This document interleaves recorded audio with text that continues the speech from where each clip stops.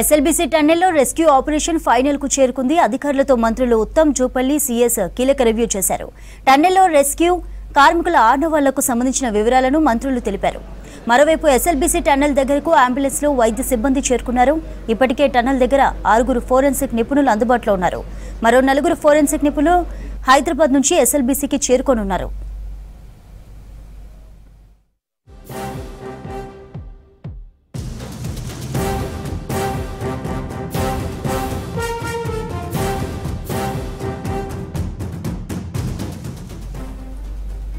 SLBC tunnel ప్రమాద ఘటనలో rescue team సహాయక చర్యలు కంటిన్యూ అవుతున్నాయి. అయితే టైం గడుస్తున్న కొద్దీ కార్మికుల భద్రతపై అనుమానాలు వ్యక్తమవుతున్నాయి.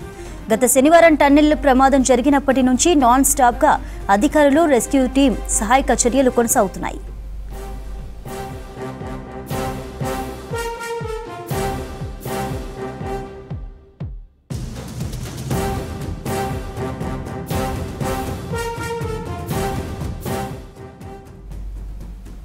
ప్రమాదం జరిగిన ప్రాంతంలో వివిధ శాఖల సిబ్బంది రెస్క్యూ చేస్తున్నారు. కార్మికుల ఆనవాళ్లను జీపీఆర్ స్కాన్లతో గుర్తించినట్టు తెలుస్తోంది.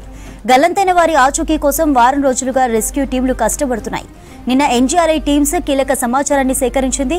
జీపీఆర్ థర్మల్ స్కానర్లతో 13.9 కిలోమీటర్ పాయింట్ దగ్గర బురదలో స్కాన్ చేస్తుండగా ఆ ప్రాంతంలో మనుషుల శరీర ఆనవాళ్లున్నట్లుగా గుర్తించినట్టు సమాచారం.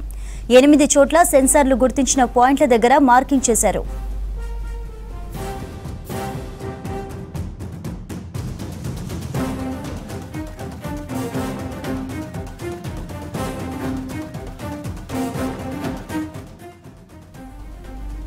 సహాయక చర్యల పరిస్థితిని ఎప్పటికప్పుడు ఆరా తీస్తున్నారు సీఎం రేవంత్.